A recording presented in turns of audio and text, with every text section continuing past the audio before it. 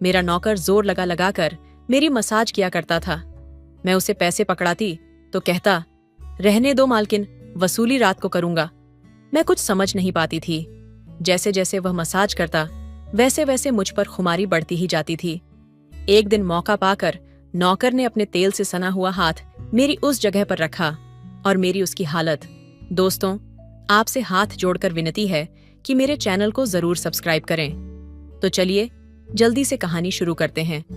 मेरा नाम दिव्या है। मैं बहुत खूबसूरत थी, इसलिए शादी से पहले हर दिन मेरे लिए रिश्ते आते रहते थे। मैं अपने माँ बाप की इकलौती बेटी थी, इसलिए मेरा बाप चाहता था कि मैं डॉक्टर बनकर उसका नाम रोशन करूं। मगर जब भी मेरे लिए इतने अच्छे रिश्ते आते तो मेरी माँ मुझे कहती कि तुम अपनी पढ़ाई छोड़ दो ताकि मैं तुम्हारी शादी कर दूं। मगर मैं अपनी माँ से कहा करती थी कि मुझे तो डॉक्टर बनना है। मगर यह सुनकर मेरी माँ को बहुत गुस्सा आता था और वह कहती थी कि तुम अभी शादी कर लो, ये डॉक्टरी फैक्ट्री तो तुम बाद में भी कर लेना। मगर मेरा बाप नहीं मानता था, इसलिए मेरी माँ एक साधु के पास गई और उनसे कहा कि मैं अपनी बेटी की शादी करना चाहती हूँ, मगर इसका बाप नहीं मान रहा। कोई ऐसा तावीज दो कि उसका बाप शादी के लिए फौरन तैयार हो जाए। उस साधु ने मेरी माँ से 10,000 लिए और ऐसा तावीज दिया कि मेरा बाप मेरी शादी के लिए फौरन ही मान गया। यह रिश्ता दरअसल मेरे बाप के दोस्त ने अपने बेटे के लिए मांगा था और कहा कि आपकी बेटी शादी के बाद भी डॉक्टर बन सकती है। यह सुनकर मेरे बाप ने उनसे शादी के लिए फौरन हाँ कह दिया और मैं विदा होकर अपने ससुराल आ गई। मेरे ससुराल वाले बहुत अमीर थे, इसलिए मैं और मेरे पति अलग घर में रहते थे। मेरा पति अपने बाप का बिजनेस संभालता था, इसलिए वह सुबह से शाम तक बिजी रहता। मैं उसके घर गई तो यह ऐसो आराम देखकर मैं चौंक गई। मेरे पति ने मेरी सेवा के लिए कई नौकरानियां रखी हुई थीं, मगर उसकी एक नौकर धीरे धीरे मेरे करीब आने लगा। वह नौकर मुझसे कहने लगा कि मैं काफी सालों से काम कर रहा हूँ और आपके ससुराल वाले मुझे बिल्कुल घर के मेंबर की तरह समझते हैं। यह सुनकर मैंने भी उसे खास अहमियत देना शुरू कर दी। वह एक दिन मेरे कमरे में आ गया तो मैं अभी तक बिस्तर पर लेटी हुई थी। उसने मुझे थका थका हुआ देखा तो कहने लगा कि आप लेटी रहो, थक गई होगी। अगर आपको एतराज ना हो तो मैं आपके पैर दबा दूं। यह सुनकर मैं थोड़ा चौंक गई। मैं खूबसूरत थी, जवान थी, लेकिन मुझे मेरे पति के अलावा किसी मर्द ने नहीं छुआ था और ना ही मैंने किसी नौकर से कभी अपने पैर दबवाए थे। भला कोई मर्द मुझे छुए? नौकर की ये सुनकर मैं चुप हो गई और वह मेरे कमरे से चला गया। तभी मुझे एहसास हुआ कि मुझे उसकी बात का जवाब बहुत सख्ती से देना चाहिए था।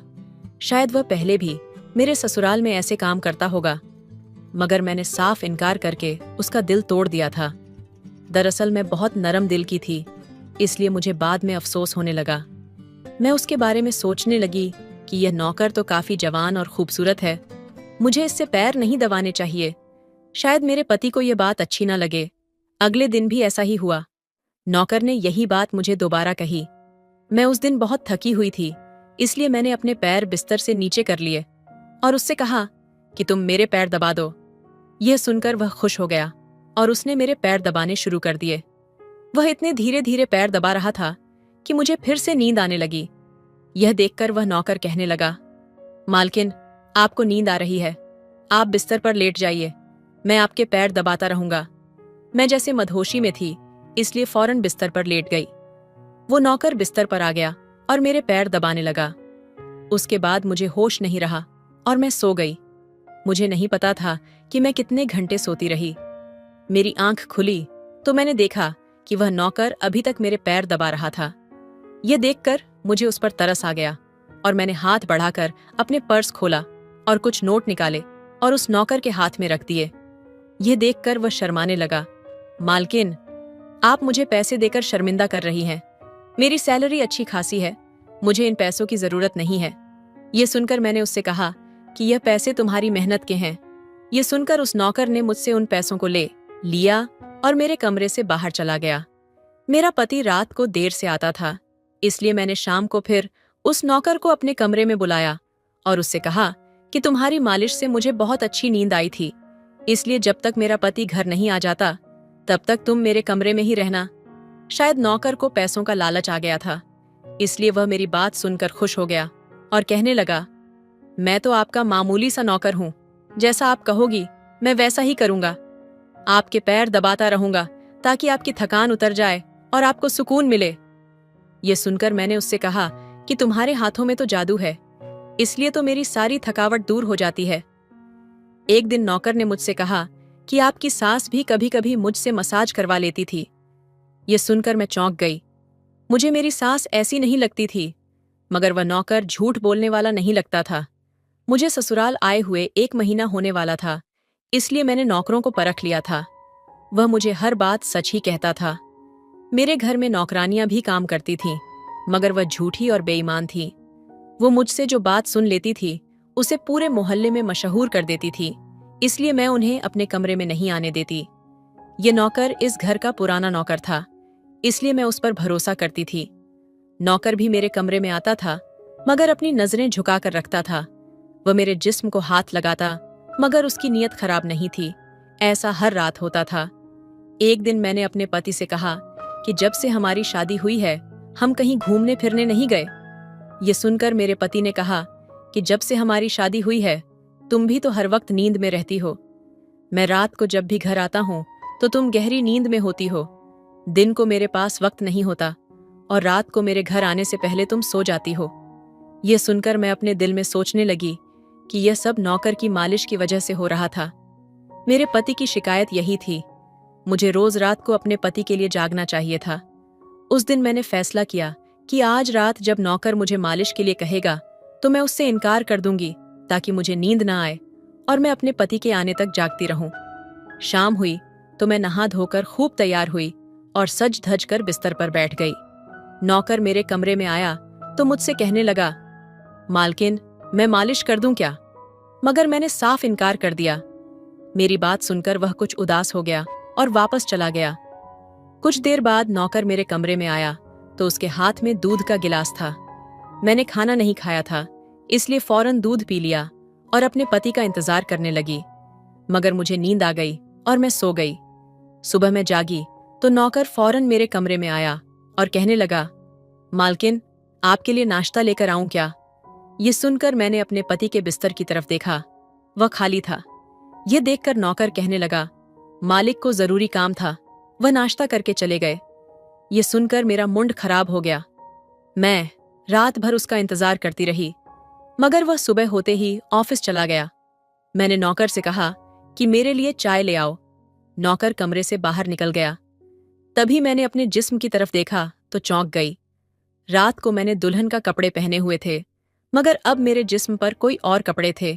मगर मैंने जो कपड़े रात को पहने हुए थे, मेरा सर भारी होने लगा। मुझे यह सोचकर चक्कर आने लगे कि रात को मेरे साथ क्या हुआ था और मेरे कमरे में कौन था और उसने मेरे साथ क्या किया था। मगर मुझे कुछ याद नहीं आया। मेरा दिल घबराने लगा था और मैंने अपना सर पकड़ लिया। मेरा पूरा जिस्म दर्द कर रहा था। इसलिए नौकर चाय लेकर आया तो मैंने उससे कहा कि मुझे मालिश कर दो। यह सुनकर वह बिस्तर पर आ गया और मुझे मालिश देने लगा। उस दिन मैं देर तक बिस्तर पर पड़ी रही। उस दिन मेरे पति अचानक से घर आ गए। मैंने उसे देखा तो उस पर मैं बरस पड़ी। मैंने अपने पति से कहा, मैं रात को तुम्हारे लिए दुल्हन बनकर जागती रही, मगर तुम नहीं आए। ये सुनकर मेरे पति कहने लगे, लेकिन मैं रात को कमरे में आया तो तुम गहरी नींद में थी, इसलिए मैंने तुम्हें नहीं जगाया। ये सुनकर मैं चौंक गई। मगर मेरे कपड़े किसने बदले थे और नींद पूरी होने के बावजूद भी मेरा जिस्म क्यों दर्द कर रहा था? मैं उलझन की शिकार हो गई। मेरे पति कहने लगे, अच्छा ठीक है, मूड खराब करने की जरूरत नहीं है। मुझे आज रात एक काम के सिलसिले में बाहर जाना है, इसलिए देर हो जाएगी। मगर अभी मेरे पास 3-4 घंटे फ्री हैं। अगर तुम कहो तो हम कहीं बाहर चल सकते हैं। ये सुनकर मेरा मन खुद ब खुदा शादी के बाद का ये पहला मौका था कि मैं अपने पति के साथ कहीं बाहर जा रही थी। मैं जल्दी जल्दी तैयार होने लगी, जबकि मेरा पति गाड़ी में बैठकर मेरा इंतजार करने लगा। उस वक्त नौकर मेरे कमरे में आ गया और मुझसे पूछा, मालकिन आप कहीं जा रही हो क्या? ये सुनकर मैंने उससे कहा कि हाँ, मगर तुम क्यों पूछ रहे हो? ये सुनकर नौकर कहने लगा, मैं आपका नौकर हूं, मगर आपको यही सलाह दूंगा कि आप बाहर ना जाओ, क्योंकि आपका जिस्म थक जाएगा। ये सुनकर मुझे बहुत गुस्सा आ गया और मैंने उससे कहा कि तुम मेरे नौकर हो, मेरे पति बनने की कोशिश मत करो। यह कहकर मैं बाहर चली गई। न जाने मुझे किस बात पर गुस्सा आ गया था। मैंने उस नौकर को खूब खरी खोटी सुनाई थी। वह भी अपनी औकात जान गया था। तभी तो मैं जब घर आई थी तो वह मेरे सामने नहीं आया। मेरे पति मुझे गेट पर उतारकर वापस बाहर जा चुके थे। जबकि मैं अंदर आई तो मेरा सारा जिस्म बुरी तरह दुख रहा था। शायद मेरे जिस्म को मालिश की आदत हो गई थी। तभी तो रात होते ही वह मालिश के लिए तड़पने लगी थी। लेकिन मैंने उस नौकर को नाराज कर दिया था, इसलिए आज वह मेरी मालिश करने नहीं आया। मगर मुझे उसकी जरूरत थी, इसलिए मैंने एक नौकरानी को बुलाया और उस नौकर को बुलाने को कहा। थोड़ी देर गुजरी थी कि वह नौकर मेरे कमरे में आ गया, मेरे बिस्तर पर बैठ गया और चुपचाप मेरे पैरों को दबाने लगा। यह देखकर मुझे शर्मिंदगी हुई। मैंने उसे इतना बुरा भला कहा था, मगर उसने मेरी बात को बिल्कुल बुरा नहीं माना। मैंने उसे चुपचाप देखा तो मैं उसे कहने लगी, मुझे उस वक्त पता नहीं क्या हो गया था, इसलिए मैंने तुम्हें खरी खोटी सुनाई थी। मैं इतने दिनों के बाद अपने पति के साथ कहीं बाहर जा रही थी, इसलिए मुझे तुम्हारा टोकना अच्छा नहीं लगा, इसीलिए मुझे माफ कर दो। मैं उसकी मालकिन थी और उसे इस काम के पैसे देती थी, मगर अब भी मुझ में इंसानियत बाकी थी, इसलिए मैंने मालिक होकर भी नौकर से माफी मांग ली। क्योंकि वह भले ही नौकर था, मगर वह एक इंसान भी तो था। मेरी बात सुनकर वह नौकर कहने लगा, मैं आपका नौकर हूं, इस काम के लिए मैं आपसे सैलरी लेता हूं, इसलिए आपको हक है, आप जो चाहे मुझे कह सकती हैं। यह सुनकर मैं खामोश हो गई, मगर मैंने सोच लिया था कि आइंदा इससे ऐसा कुछ नहीं कहूंगी। उस रात देर तक मेरी मालिश करता रहा और फिर मुझे नींद आ गई। मुझे नहीं पता था कि नौकर मेरे कमरे से कब निकला और कब मेरे पति घर पर आए थे। मैं सुबह उठी तो मेरा पति बाथरूम में था और बाहर जाने के लिए तैयार हो रहा था। मैं उसे हैरानी से देखने लगी। पता नहीं आजकल मुझे क्या होता जा रहा था। नौकर की मालिश से मुझे इतनी गहरी नींद आती कि मुझे किसी बात का होश नहीं रहता। मुझे इस बात का भी पता नहीं चलता था कि मेरा पति कब कमरे में आता था। मैं सोचने लगी कि इस नौकर की मालिश में ऐसा क्या जादू था कि वह मेरे पति के आने से पहले ही मेरी मालिश करता तो मैं अचानक गहरी नींद में सो जाती। सुबह जब मैं उठती तो मेरा सर भारी महसूस होता और मैं चलने फिरने के काबिल नहीं रहती। मगर यह बात मैंने अपने पति को नहीं बताई, क्योंकि मैं नहीं चाहती थी कि यह बात मेरे पति को पता चले कि मैं उस नौकर से मसाज करवाती थी। एक दिन मेरा पति दिन के वक्त घर पर ही थे। मेरे नौकर से घर के सारे काम करवाए, अपने कमरे में नहीं आने दिया। नौकर भी घर के सारे काम करता रहा और मसाज वाली बात किसी के सामने अपने मुंह से नहीं निकाली। मैं भी चाहती थी कि यह बात किसी को पता न चले। इसी दौरान जब मेरा पति घर से बाहर जाता था, मैं उस नौकर को कमरे में बुला लेती थी। मगर एक दिन मेरा पति अचानक ही घर आ गया और मैं कमरे में थी। यह सुनकर मैं बहुत घबरा गई और सोचा कि पति के आने से पहले नौकर को भगा दूं। मगर यह नौकर भी बड़ा समझदार था। मेरे पति के आने से पहले दूसरे काम पर लग गया और मेरे पति को कुछ पता नहीं चला। मैं मसाज घर की नौकरानियों से भी करवा सकती थी, मगर उस नौकर के हाथ में क्या जादू था कि मैं उसे हर रोज अपने कमरे में बुला लेती थी। मुझे पता नहीं क्या होता जा रहा था। जिस रात मैं नौकर से मसाज नहीं करवाती थी, उस रात मेरे पूरे जिस्म में दर्द हो जाता था। सुबह मैं जागती तो मेरा सर भारी हो जाता और मुझे थकान भी हो जाती। एक रात मैंने रकड़ से मालिश करवाई और गहरी नींद में सो गई। सुबह मेरी आंख खुली तो फिर से मेरे कपड़े चेंज हो चुके थे। ये क्या माजरा था? ऐसा कौन करता था कि मेरे पति मेरे साथ ऐसा कर रहा था? मैं सोच में पड़ गई। मैंने शीशे के सामने जाकर देखा तो मैं चौंक गई। मेरे पूरे जिस्म पर लाल निशान पड़ गए थे। ये कैसे निशान थे? मैं अपने जिस्म पर हाथ फेरने लगी। मैं जैसे उस निशान को मिटाना चाहती थी, मगर ऐसा ना हुआ।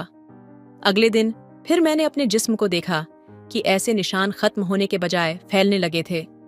मैं पूरी तरह से घबरा गई। तभी मेरे कमरे में नौकर आ गया और उसने मुझे मालिश को कहा।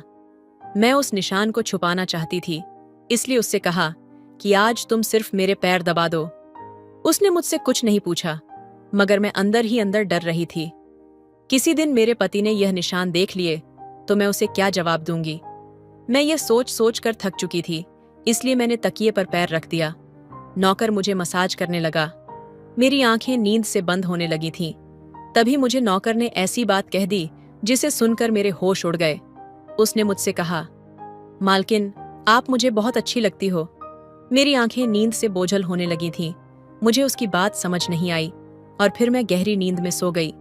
सुबह मेरी आंख खुली तो मेरा पति भी बिस्तर में लेटा हुआ था।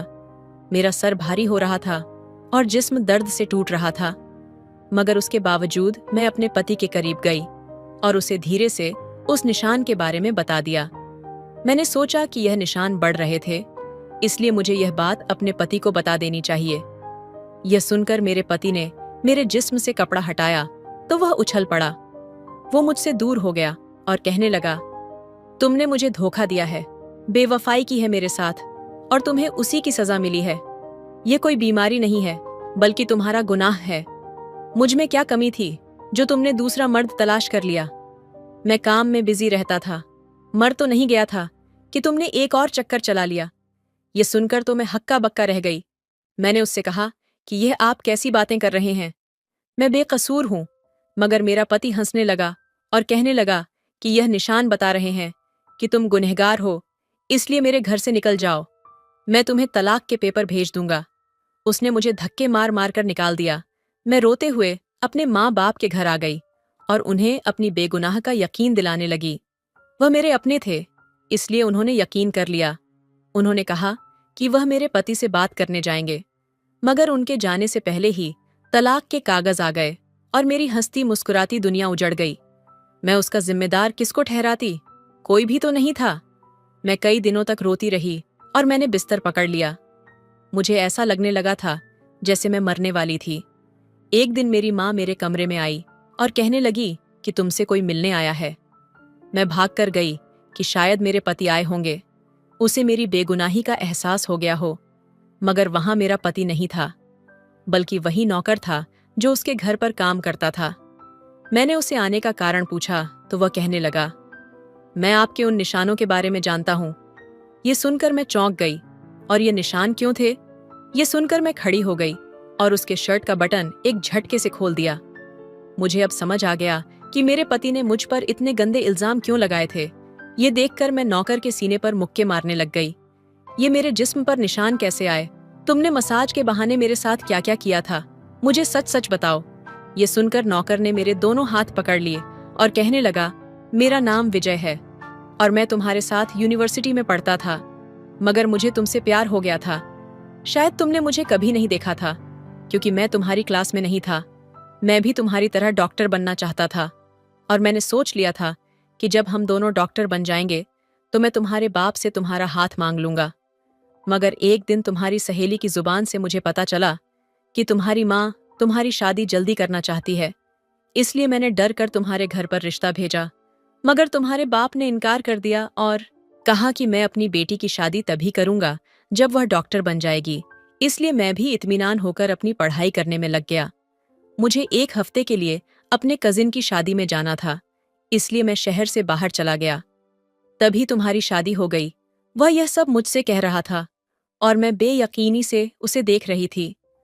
और जब मैं वापस आया तो मेरी मोहब्बत किसी और की दुल्हन बन चुकी थी और मैं तुम्हारे प्यार और दीवानगी में तुम्हारे ही घर का नौकर बन गया, ताकि मैं तुम्हारे करीब रह सकूं। मैं तुम्हारे करीब आना चाहता था, इसलिए मसाज के बहाने तुम्हारे कमरे में आ जाता था और रात को तुम्हारे दूध में बेहोशी की दवा मिला देता था, ताकि तुम सोती रहो और तुम्हारा पति तुम्हारे करीब ना आ सके। क्योंकि तुम मेरी थी, मैं तुम्हें किसी और के करीब नहीं देख सकता था। यह सुनकर तो मैं हक्का बक्का रह गई। क्या तुमने मेरे साथ कभी कुछ गलत किया? यह सुनकर उसने मेरा हाथ अपने सर पर रख लिया और कहा, मैं तुमसे प्यार करता था, इसलिए तुम्हारी इजाजत के बगैर मैं तुम्हारे साथ कुछ नहीं करना चाहता था। यह सुनकर मैंने उस निशान की तरफ इशारा किया जो हम दोनों के जिस्म पर थे। यह सुनकर वह हंस दिया और कहने लगा कि मैं एक डॉक्टर हूं और यह सिर्फ इन्फेक्शन है। ये मैंने इसलिए किया ताकि तुम्हारे पति को हम दोनों के ऊपर शक हो जाए। यह कहकर उसने मुझसे माफी मांगी और मैंने पूरे 1 साल तक उसे सजा देने के बाद फिर माफ कर दिया और फिर उसके साथ शादी कर ली। मैं उस क्षण को अपने दिल में महसूस कर रही थी जब उसने मेरे हाथ को अपने सर पर रखा था और उसकी आंखों में झलकता सच्चा प्यार, जो मुझे शब्दों से परे महसूस हुआ। उसकी हंसी में एक गहरी सच्चाई छुपी थी। वह मेरे लिए हर वो कदम उठाने को तैयार था जो मेरे सम्मान और भलाई के लिए था। उसकी बातें सुनकर मेरे दिल में एक बवंडर सा उठ खड़ा हुआ, लेकिन उसके इरादों की सच्चाई ने मुझे यकीन दिला दिया। वो पल शायद मेरे जीवन का सबसे कठिन था। 1 साल तक मैंने उसे नजरअंदाज किया, हर बार उसकी सॉरी का जवाब केवल चुप्पी से दिया। वह हर बार अपनी आंखों में वही गहरा दर्द और प्रेम लिए मेरे सामने खड़ा होता, फिर भी उसने मेरे फैसले का सम्मान किया। धीरे धीरे मैंने उसकी कोशिशों, उसकी ईमानदारी और बिना शर्त प्यार को महसूस किया। उसने मेरे लिए अपनी भावनाओं को हमेशा स्पष्ट रखा, बिना किसी उम्मीद के।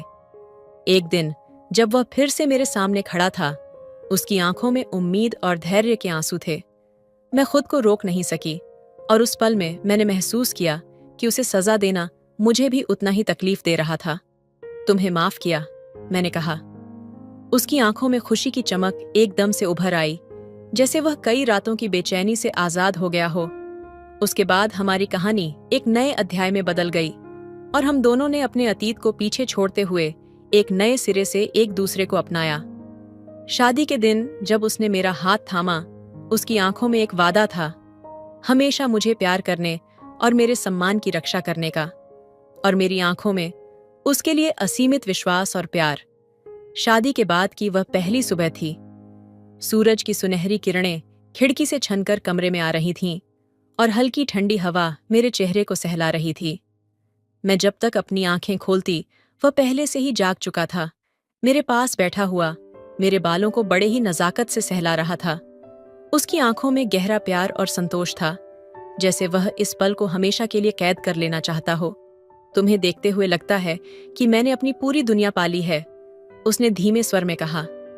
उसकी आवाज में वो गर्माहट थी जो मेरे दिल को गहराई तक छू गई। मैं कुछ कह नहीं पाई, बस उसकी ओर देखती रही। उसकी आंखों में वह भरोसा और मोहब्बत देखना मुझे एक अलग ही दुनिया में ले जाता था। वह आगे झुका और मेरे माथे को चूमा। उस चुंबन में केवल स्पर्श नहीं था, उसमें वादे थे, उन सभी खुशियों के जिनकी हमने कभी कल्पना की थी। उसकी हथेली मेरे चेहरे पर थी, उसके स्पर्श से मुझे सुरक्षा का एहसास होता था, जैसे मैं दुनिया की किसी भी मुसीबत से बची रहूंगी जब तक वह मेरे साथ है। क्या तुम्हें याद है जब मैंने पहली बार तुम्हें देखा था? उसने मुस्कुराते हुए कहा। मैं हंस पड़ी। हाँ, जब तुमने मेरे गिरे हुए किताबों के ढेर को संभालते हुए कहा था कि प्यार भी कभी कभी किताबों की तरह बिखर जाता है, उसे समेटने वाला कोई खास होना चाहिए। तब मुझे लगा था कि तुम पागल हो। शायद मैं तब से पागल हूं तुम्हारे प्यार में, उसने मेरी आंखों में देखते हुए कहा। मेरी आंखों में नमी थी, लेकिन वह नमी खुशी की थी। हमारे बीच कोई शब्द कहने की जरूरत नहीं थी। हमारी धड़कनों की रफ्तार और हमारी सांसों की गर्माहट ने सब कुछ कह दिया था। उसने मेरे हाथ को अपने हाथों में कसकर थाम लिया और कहा, अब जब भी कोई मुश्किल आएगी, हम मिलकर सामना करेंगे। तुम मेरा प्यार हो, मेरी ताकत हो, और मैं तुम्हें हर कदम पर साथ दूंगा। उस पल में मुझे महसूस हुआ कि प्यार सिर्फ शब्दों से नहीं होता, वह उन अनकहे एहसासों में भी होता है जो हम दोनों के बीच बहते हैं।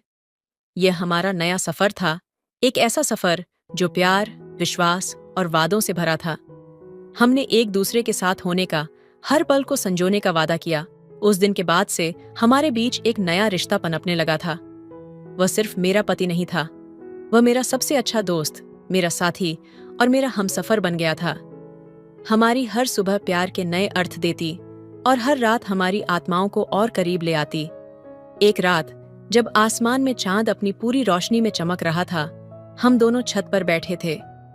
हवा में हल्की ठंडक थी और उसके साथ मेरे कंधों पर अपनी शॉल डालते हुए उसने कहा, तुम्हें ठंड नहीं लगने दूंगा।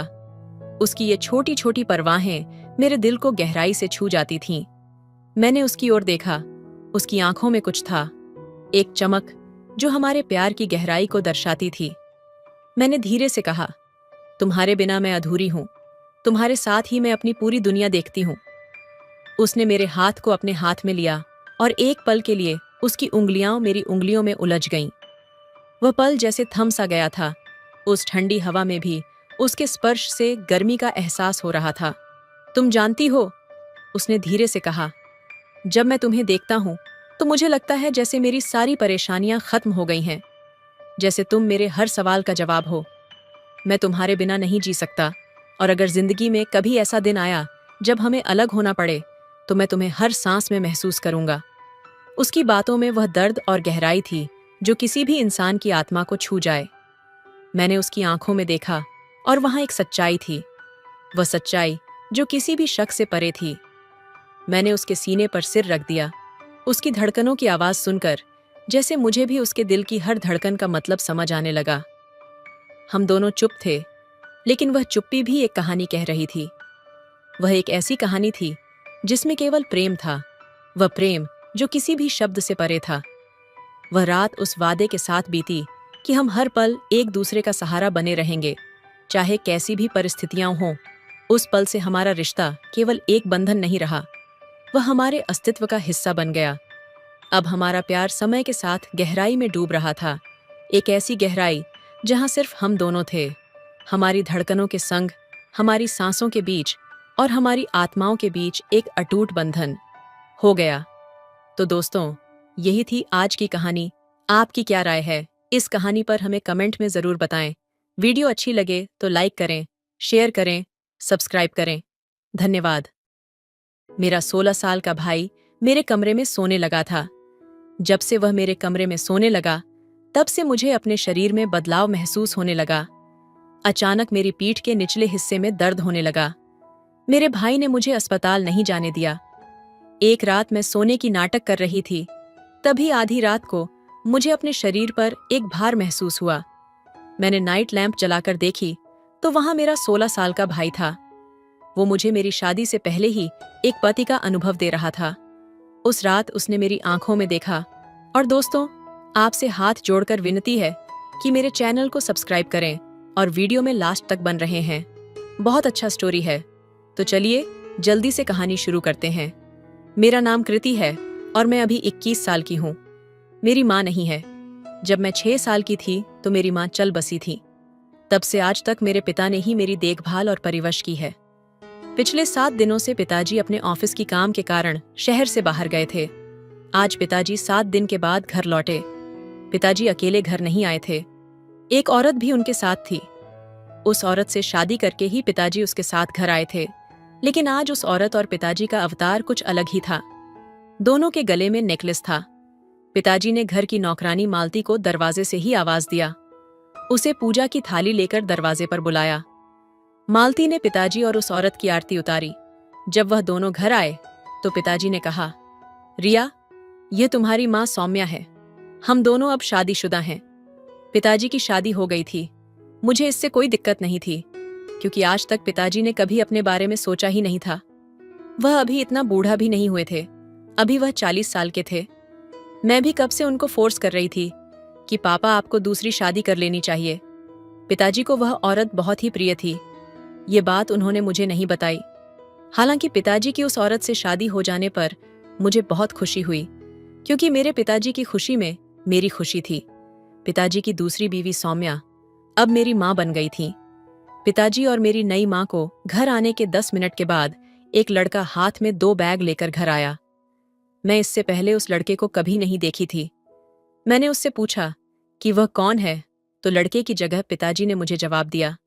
उन्होंने कहा, यह तुम्हारा छोटा भाई है और इसका नाम रोहन है। यह सौम्या की पहली शादी से हुआ बेटा है, यानी अब मेरी नई माँ के साथ साथ अब रोहन भी हमारे घर में रहने वाला था। तो मैं पिताजी से बोली, पिताजी, यह मेरा छोटा भाई है या बड़ा, क्योंकि इसे देखने पर मुझे छोटा नहीं लगता। पिताजी ने कहा कि रोहन अभी 16 साल का है और तुम 21 की हो, तो यह तुम्हारा छोटा भाई ही हुआ ना। मैंने भी उसे अपना छोटा भाई ही मान लिया। उसके चेहरे पर जोश था, इसलिए वह मुझे छोटा नहीं दिख रहा था। रोहन बहुत शांत दिख रहा था, लेकिन मुझे नहीं पता था कि वह वैसा नहीं था जैसा वह दिखता था। मैंने सोचा कि वह 16 साल का लड़का है, लेकिन मुझे नहीं पता था कि यह इतना फास्ट होगा। तब रोहन ने मुझसे ज्यादा बात नहीं की थी। पिताजी ने ही उससे मेरा परिचय कराया था। तब वह बस मुझे देखकर मुस्कुराया। हमारे घर में 2 कमरे थे और एक किचन घर में एक कमरा मेरा था और एक पिताजी का था। अब मेरी नई माँ पिताजी के साथ उनके ही कमरे में रहती है। पिताजी ने मुझसे कहा था कि तुम रोहन को अपने कमरे में ही रख लेना। मुझे रोहन को अपने कमरे में रखने में कोई दिक्कत नहीं थी, लेकिन वह मुझे शर्मिंदा कर रहा था, इसलिए वह अपने माँ के कमरे में ही रहता था। एक दिन रात को खाना खाने के बाद पिताजी मेरे कमरे में आए। उन्होंने मुझसे कहा कि कृति, रोहन अभी छोटा है, वह ज्यादा बात नहीं करता, लेकिन अब तुम्हें ही उससे बात करनी होगी। अब से तुम दोनों हमेशा एक साथ ही रहोगे।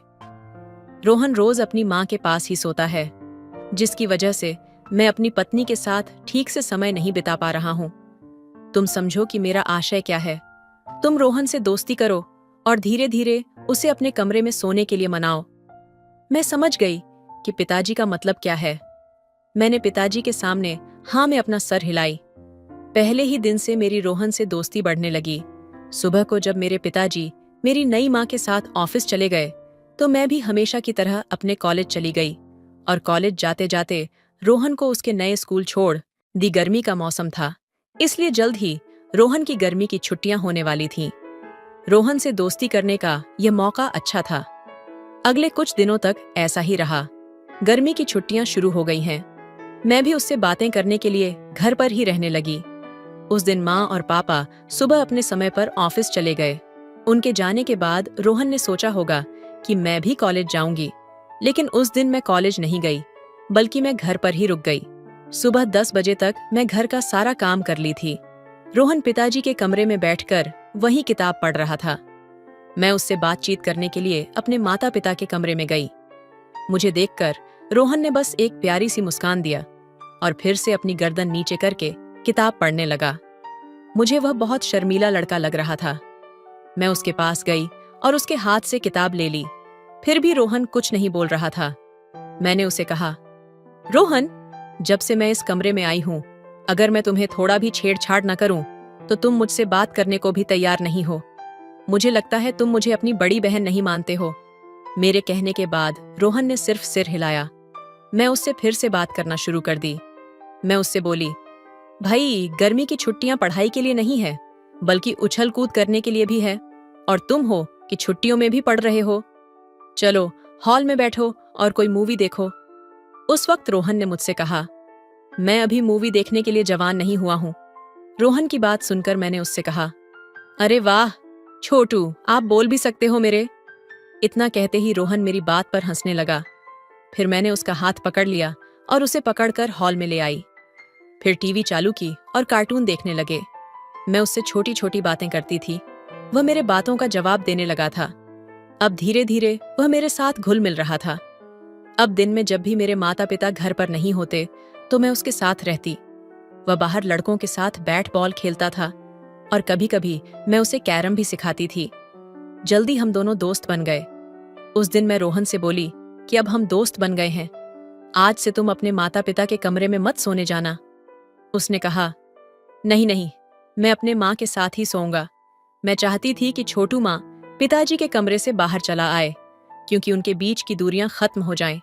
फिर मैंने छोटू से कहा कि तुम अपने माता पिता की चिंता मत करो, मुझे भी अपने कमरे में अकेलापन महसूस होता है। अब यदि तुम एक दोस्त के रूप में मेरे कमरे में आते हो, तो मैं तुम्हारे साथ अपना कमरा साझा करने के लिए तैयार हूँ। इसके लिए तुम्हें माँ पिताजी से बात करने की कोई जरूरत नहीं है, क्योंकि पिताजी भी चाहते हैं कि तुम मेरे कमरे में सो। अगले दिन रात को खाना खाने के बाद रोहन मेरे कमरे में आया। तब मैं अपने कमरे में बिस्तर लगा रही थी, तभी माँ भी मेरे कमरे में आ गई। माँ ने छोटू से कहा, सोने का समय हो गया है, वैसे भी तुम अभी कृति के कमरे में क्या कर रहे हो? माँ की बात सुनते ही छोटू डरने लगा। मैं समझ नहीं पा रही थी कि वह उनसे इतना डरता क्यों है। उस वक्त मैंने माँ से कहा कि माँ, आज से छोटू मेरे ही कमरे में सोएगा। तभी माँ बोली, नहीं नहीं, यह तुम्हें परेशान करेगा, सोने नहीं देगा। फिर मैं माँ के करीब जाकर उनके कानों में कही कि माँ, जब से आपकी और पिताजी की शादी हुई है, तब से आप अपने पति को ठीक से समय नहीं दे पाती होंगी, लेकिन अब से आप चिंता मत करना। छोटू मेरे साथ मेरे कमरे में ही रहेगा। वह उसे अपने साथ कमरे में ले जाने के लिए दबाव बना रही थी। माँ को पिताजी के साथ कुछ अच्छा समय बिताने का मौका मिल रहा था, लेकिन माँ ऐसा नहीं चाहती थी। वह छोटू को अपने कमरे में ले जाने लगी, लेकिन मैंने उसे रोक दिया। जब हम बात कर रहे थे, तभी पिताजी वहां आए। पिताजी ने भी छोटू को मेरे कमरे में सोने के लिए कह दिया। तभी माँ ने पापा की बात सुनी। बात खत्म करते ही पिताजी चले गए, लेकिन माँ जाते जाते मेरे कान में फुसफुसाई। वह मुझसे कहने लगी, कृति, यदि तुम छोटू को अपने कमरे में रखने के लिए इतनी जिद करती हो तो मुझे कोई आपत्ति नहीं है, लेकिन सावधान, वह भी अब बड़ा हो रहा है। मैंने अपनी माँ की बातों को दिल पर नहीं लिया। मैंने सोचा कि उसने किसी सामान्य बात के लिए ऐसा कुछ कहा होगा, लेकिन मुझे इस बात का अंदाजा नहीं था कि मुझे इसका ऐसा अंजाम भुगतना पड़ेगा। मुझे क्या पता था कि छोटू मुझे मेरी शादी से पहले ही मुझे मेरे पति जैसा अनुभव देने वाला है। उस रात छोटू मेरे कमरे में मेरे बिस्तर पर सो रहा था। सो जाने के कुछ देर बाद मुझे अपने शरीर पर किसी का हाथ महसूस हुआ। मैं तब गहरी नींद में सो रही थी, लेकिन मुझे अपने शरीर पर किसी का हाथ महसूस हो रहा था। फिर मैंने अपनी आंखें खोलीं और तभी छोटू अपना छोटा सा हाथ मेरे शरीर से दूर कर दिया, लेकिन थोड़ी देर बाद उसने फिर मुझ पर हाथ रख दिया। मुझे लगा कि उसे अपनी माँ के शरीर पर हाथ रखकर सोने की आदत होगी। फिर भी वह मेरे सामने मेरा छोटा भाई था। छोटा भाई होने के नाते मैंने इसे नजरअंदाज कर दिया और मैंने उसके बाद उसका हाथ अपने शरीर से नहीं हटाया। फिर अगले दिन रात के 2 बजे अचानक मेरी नींद खुली तो मैं अपने बगल में छोटू को देखी तो नजर नहीं आया। फिर मैंने किचन और बाथरूम देखी, वहां भी नहीं था। फिर मैं माँ और पिताजी के कमरे की तरफ बढ़ी तो मैंने छोटू को अपने माता पिता के कमरे में झांकते हुए पाया। मैं सोच में पड़ गई कि इतनी रात को वह अपने माता पिता के कमरे में क्या देख रहा है।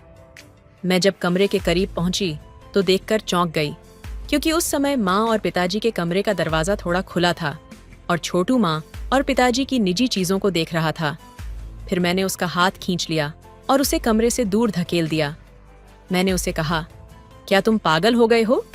छोटू, वे आपके माता पिता हैं और इस समय आपको अपने माता पिता के कमरे में ताक झांक करना बिल्कुल भी शोभा नहीं देता।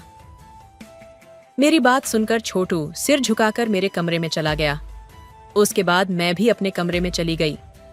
जब मैं कमरे में दाखिल हुई तो देखा कि छोटू बिस्तर के किनारे बैठा हुआ है। उसका चेहरा अभी भी उतरा हुआ था। मैं उसके पास जाकर बैठी। मैंने अपना हाथ उसके हाथ पर रख दिया। तभी मेरे हाथों पर आंसू गिर पड़े। फिर मैंने छोटू की तरफ देखा तो उसकी आंखों में आंसू थे। मैंने उससे कहा, ऐसा क्या हुआ जो तुम रोने लगे? इस पर उसने कहा, बहन, मुझे माँ की बहुत याद आती है। मुझे माँ के बिना नींद नहीं आती। थोड़ा रोने के बाद मैं छोटू को गले लगाई और मैंने उसे एक माँ की तरह अपने पास रखा। मैं उसकी भावनाओं को समझ सकती थी, लेकिन माता पिता को भी एक दूसरे के साथ समय बिताना जरूरी था। बार बार छोटू अगर उनके बीच में जाएगा तो वह एक दूसरे को समय नहीं दे पाएंगे। मैं घर भर में बहुत समझदार थी। छोटू तो और भी छोटू था, लेकिन मैं अब उस सारी स्थिति का ध्यान रख रही थी। मैं छोटू को माँ के कमरे में नहीं जाने दे सकती थी और उसका रोना भी मुझसे देखा नहीं गया। अब मैं छोटू को एक माँ की तरह समझना चाहती थी, इसलिए उसे मैंने एक माँ की तरह गले लगाया। लेकिन धीरे धीरे छोटू का पैर फिसलने लगा। मैं अपने छोटे भाई के रूप में करीब आ रही थी, परंतु मैं उसका स्पर्श के माध्यम से उसकी भावनाओं को अलग तरह से महसूस कर सकती थी।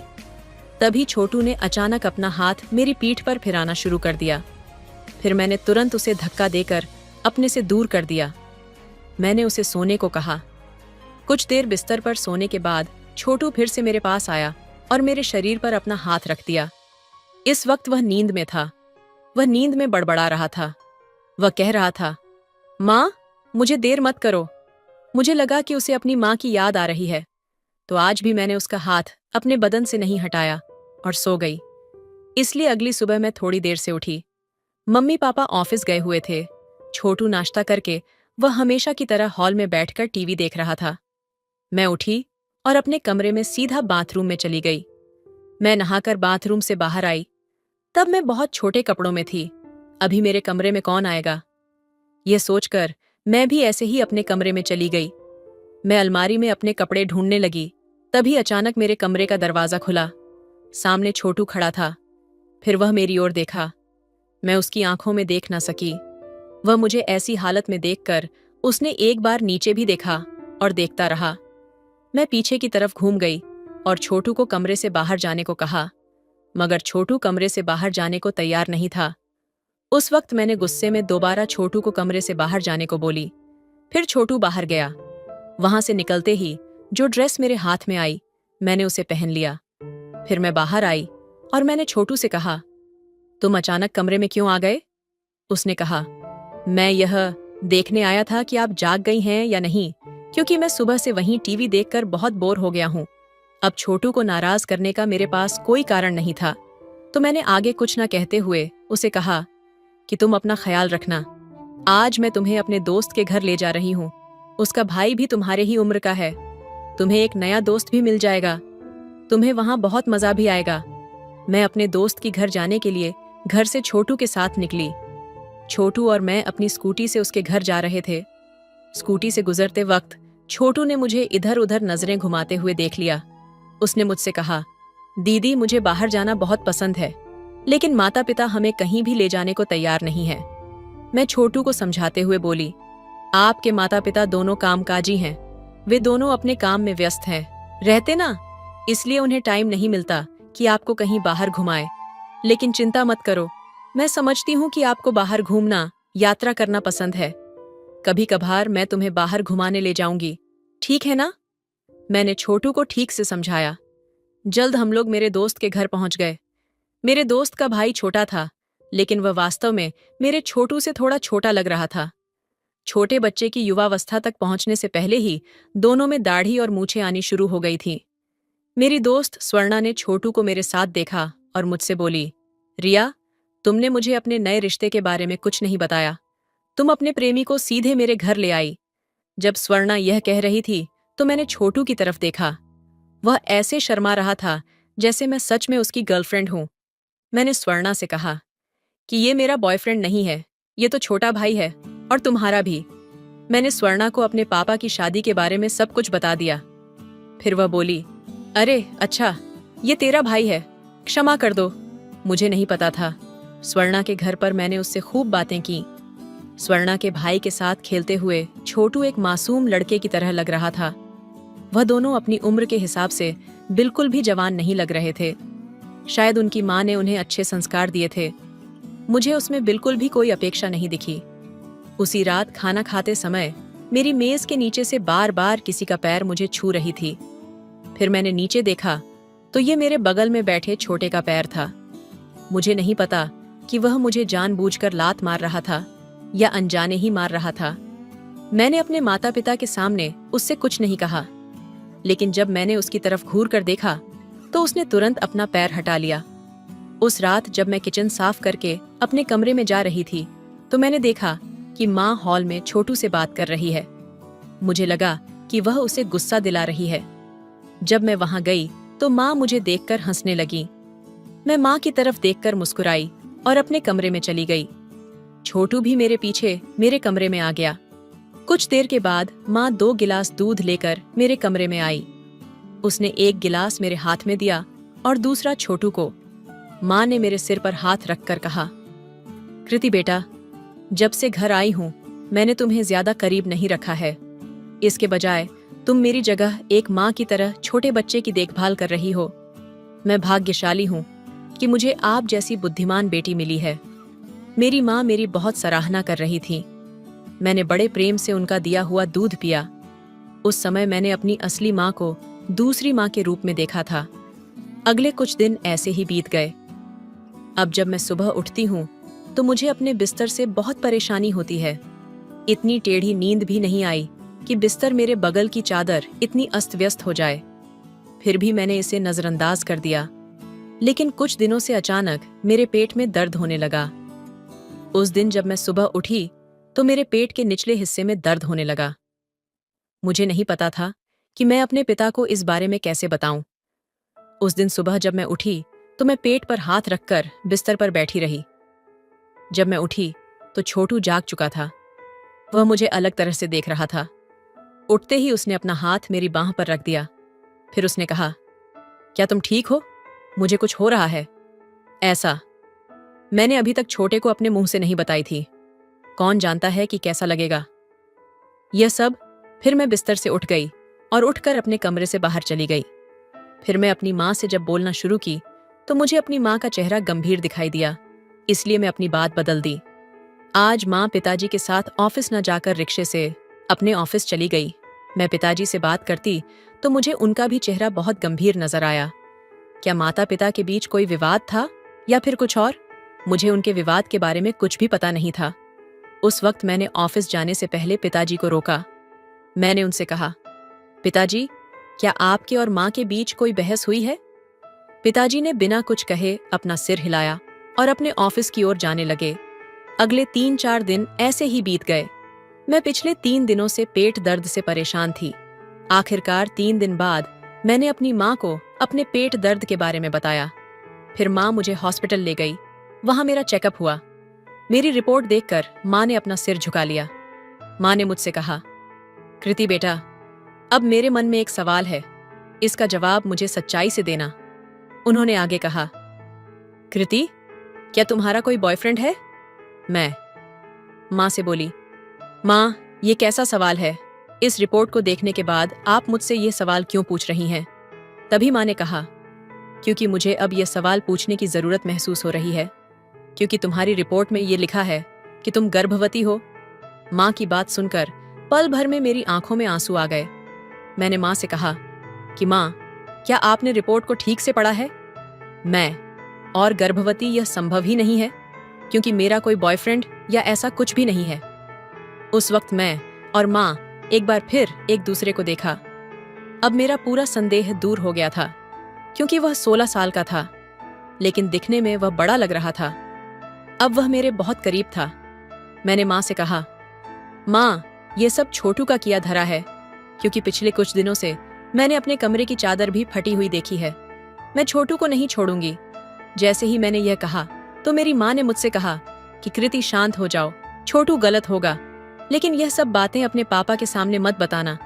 आपको पता ही होगा कि वे हार्ट पेशेंट से हैं। अगर वे बहुत ज्यादा सोचेंगे तो कुछ भी हो सकता है। फिर माँ ने कहा, मैं छोटू को जल्दी हमारे घर से ले जाऊंगी। तुम्हें यह सारी बातें अपने पापा को नहीं बतानी चाहिए। मैं तुम्हें इस गर्भवती स्त्री से भी छुटकारा दिलाऊंगी। माँ मुझे बहुत अच्छे से समझाई। फिर मैंने अपनी माँ को गले लगा लिया। माँ ने मेरे आंसू पहुंचे और हम घर जाने लगे। उस रात हर दिन की तरह अपने छोटे को कमरे में सोने दी। मुझे जल्दी नींद लग गई थी। थोड़ी देर बाद मुझे एहसास हुआ कि मेरे कमर पर किसी का हाथ है। फिर मैं आंख खोली, देखी तो छोटू पकड़ा हुआ था। फिर मैं उस पर चिल्लाई और उसे अपने कमरे से बाहर निकाल दिया। मेरी आवाज से पिताजी जाग गए और मेरे कमरे में आए। इससे पहले कि मैं गुस्से में कुछ बोलती, माँ ने हर चीज का ख्याल रखा। माँ ने कहा, बहुत दिन हो गए, छोटू अपनी बहन के ही कमरे में सो रहा है। अब हो सकता है कि वह कुछ दिनों के लिए अपनी माँ के साथ सोना चाहता हो। फिर माँ बोली, कोई बात नहीं, छोटू कुछ दिनों तक अब मेरे कमरे में ही सोएगा। माँ छोटू का हाथ पकड़कर उसे अपने साथ अपने कमरे में ले गई। उस रात मैं सो नहीं पाई, लेकिन कुछ देर के लिए अचानक मेरी आंख लग गई। जैसे ही मैं नींद में करवट बदली तो मेरा हाथ भी दूसरी तरफ किसी के पैर पर पड़ गया। तभी मेरी नींद अचानक से खुल गई। उठते ही मैंने अपने कमरे की लाइट जलाई। मेरे बगल में एक छोटा सा लड़का था। कब से वह मेरे सिर पर अपना हाथ फिरा रहा था। इससे मैं बहुत डर गई, इसलिए मैं डर के मारे जोर जोर से चिल्लाने लगी। पिताजी मेरी आवाज सुनकर मेरे कमरे में आए। मैं अपने कमरे में छोटे बच्चे को देख रही थी। मेरी माँ भी सदमे में थी। पिताजी ने मुझे रोते हुए देखा तो पिताजी ने मुझसे पूछा, कृति क्यों रो रही हो, क्या हुआ? भाव विभोर होकर मैंने पिताजी को अपने साथ हुए घटना के बारे में सब कुछ बताया। उस वक्त पिताजी छोटू के कान के नीचे एक झापड़ मार दिए। तभी छोटू बोला, कृति, तुम किस बारे में बात कर रही हो? यह सच है कि मैं तुमसे प्यार करता हूँ, लेकिन मैंने तुम्हारे साथ ऐसा घृणित कार्य कभी नहीं किया। तुमसे किसने कहा कि तुम गर्भवती हो? उस समय मैं माँ से बोली, माँ, आपने मेरी रिपोर्ट अपने पास रखी है ना? लाना जरा। तभी माँ ने कहा, कैसी रिपोर्ट? माँ ने मुझसे ऐसा झूठ क्यों बोला? फिर माँ ने पापा से कहा, अब आपकी बेटी मेरे 16 साल के बेटे पर बिना मतलब के आरोप लगा रही है। अब तो हद हो गई। मैं इस घर में बिल्कुल नहीं रह सकती। तुम्हें मेरे गुजारा बसर करने के साथ साथ मेरे बेटे का नुकसान भी चुकाना होगा। माँ पापा से ऐसी भाषा में बात क्यों कर रही थी? मुझे कुछ समझ नहीं आया। एक तो मैं सोचने लगी कि मैं गर्भवती हूँ, साथ ही मम्मी पापा की यह बातचीत देखकर मैं और भी डिप्रेशन में जा रही थी। तभी मुझे चक्कर आ गया और मैं गिर गई। धीरे धीरे मेरी आंखें बंद हो रही थीं। तभी छोटू दौड़कर मेरे लिए पानी लेकर आया। उसने मेरे चेहरे पर पानी के छींटे मारे और अपने हाथ से मुझे पानी पिलाया। तब माँ मुझसे और पापा से दूर मुंह करके खड़ी थी। फिर छोटू ने बात शुरू की। उसने अपनी माँ से कहा, मुझे माफ कर दो मैडम, लेकिन अब से मैं तुम्हारे खेल में तुम्हारा साथ नहीं दे सकता हूँ, क्योंकि आज तुमने एक लड़की के सामने मेरा चरित्र खराब कर दिया है। उसने आगे कहा, कृति प्लीज मुझ पर भरोसा करो, मैंने तुम्हारे साथ कुछ भी गलत नहीं किया है और तुम गर्भवती नहीं हो। ये सारे खेल इस मैडम की है। अब मैं उसकी सारी सच्चाई आपके सामने लाऊंगा। फिर छोटू ने बात शुरू की। उन्होंने कहा, मैं 16 साल का नहीं हूँ, मैं 22 साल का हूँ और इस मैडम का कोई बेटा नहीं है। मैंने एक थिएटर कंपनी में भी काम किया है। ये मैडम मुझे वहां पर मिली थी। इससे पहले भी मैंने इस मैडम के साथ ऐसा ड्रामा किया है। इस मैडम के साथ आज तक मैंने जो भी नाटक किए हैं, उससे मैं समझा कि वे वास्तव में क्या करती हैं। थोड़ी बहुत पढ़ाई के बाद ये मैडम एक कंपनी में 5,000 की नौकरी शुरू कर देती है और वह अपनी खूबसूरती का फायदा उठाकर कंपनी के मालिक या मैनेजर को अपने प्रेम जाल में फंसाती है और दिखाती है कि वह उसके सामने बहुत हताश बेचारी है। उसका एक 16 साल का बेटा है। उस बच्चे का भरण पोषण भी ठीक से नहीं हो पाता। यह कुछ चीजें हैं जिससे यह मैडम अपना क्रश दिखाती हैं। वे उनके सामने बहुत गरीब और भोले भाले होने का नाटक करती हैं और फिर एक बार जब उनकी शादी उस अमीर व्यक्ति से हो जाती है तो कुछ दिनों के बाद वे किसी न किसी कारण से उस व्यक्ति से तलाक ले लेती हैं और अंत में भारी मात्रा में धन प्राप्त करती हैं। गुजारा भत्ता का इनाम उन्हें मिलने वाले गुजारा भत्ते के साथ साथ वे मेरा खर्च भी उठाती हैं। कृति, तुम्हारे पापा इस मैडम के चौथे शिकार हैं। पहले मुझे केवल अपने पैसे से भुगतान करना पड़ता था, लेकिन आज मेरे चरित्र पर उंगली उठाई है मैडम। मेरे साथ ऐसा कुछ करेंगी, मुझे नहीं पता था। कृति, यह सच है कि मैं तुमसे प्यार करने लगा था, लेकिन मैंने तुम्हारे साथ कुछ भी गलत नहीं किया है पिताजी। और मैंने दोनों ने जो छोटू कहा उसे सुन के चौंक गए। बिना जाने बुझे एक धोखेबाज महिला के जाल में फंस गए थे। पिछले कुछ दिनों से मम्मी और पापा दोनों के बीच बहस हो रही थी और किसी न किसी वजह से मम्मी जानबूझकर बहस कर रही थी, क्योंकि अब वह पिताजी से तलाक लेना चाहती थी और उससे ढेर सारे पैसे भी ऐंठना चाहती थी। पिताजी ने मुझसे कहा, कृति, मैंने तुम्हें हमारी बहस के बारे में कुछ नहीं बताया था। मुझे लगा कि हमारी बहस का बच्चों पर बुरा असर पड़ेगा, लेकिन कई बार बच्चों को कुछ बातें भी बतानी जरूरी होती हैं। उस वक्त हमने छोटू को धन्यवाद कहा, क्योंकि समय रहते उसने हमें सब सच बता दिया और सच बताकर अपने ऊपर लगे दाग को भी मिटा दिया। पिताजी ने धोखेबाज महिला की शिकायत पुलिस से की। उसे महिला पुलिस पकड़कर ले गई। इसमें रोहन की कोई गलती नहीं थी और अपराध ही नहीं था। वह जो कुछ भी कर रहा था वह पैसे के लिए था, लेकिन उसने भी गलत इंसान का साथ दिया था, इसलिए उसे 3 महीने की सजा भी हुई। सब कुछ तय होने के बाद पिताजी मुझे अस्पताल ले गए और मेरा चेकअप करवाया। मेरे पेट दर्द और अन्य परेशानी का कारण एक जीवाणु संक्रमण था। मैं बहुत कम पानी पीती थी। गर्मी का महीना था और मुझे संक्रमण हो गया। इससे मेरे पेट में दर्द होने लगा। वह अस्पताल जहां मेरी माँ मुझे ले गई थी, वहां उसने अतिरिक्त पैसे देकर मेरे गर्भवती होने की झूठी रिपोर्ट बनवा दी थी और फिर मुझे गुमराह भी करी थी, लेकिन उसे अपनी गलती की अच्छी सजा मिली। उस दिन के बाद मेरे पापा ने शादी का ख्याल अपने दिमाग से बिल्कुल निकाल दिया। पिताजी अब मेरी शादी को लेकर भी सतर्क हो गए। तो दोस्तों, ये थी हमारी आज की कहानी। आपको ये कहानी कैसी लगी, कमेंट करके जरूर बताएं।